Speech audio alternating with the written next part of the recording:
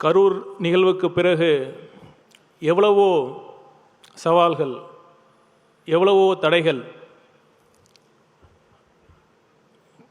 பொய் பிரச்சாரம் பேசி அவதூறு பரப்பி அடக்குமுறையை கட்டவிழ்த்து விட்டால் தமிழக வெற்றி கழகத்தை முடக்கிவிடலான்னு சில பேர் பகல் கனவு கண்டாங்க.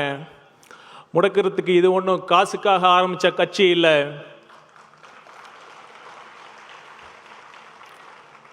தேர்தல் வெற்றியை தாண்டி ஒரு அடிப்படை அரசியல் சமூக மாற்றத்திற்காக மதச்சார்பற்ற சமூக நீதி என்ற உன்னத கொள்கையோடு ஆரம்பிக்கப்பட்ட ஒரு உன்னத இயக்கம்தான் தமிழக வெற்றி கழகம்.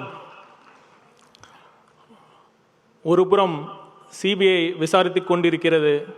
நிச்சயம் உண்மை வெளியே வரும்.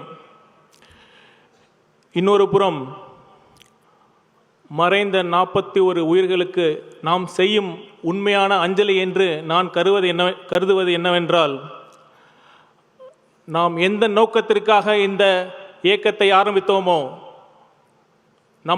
நாம் எந்த லட்சியத்திற்காக தமிழக வெற்றி கழகம் ஆரம்பிக்கப்பட்டதோ அந்த அரசியல் பாதையில்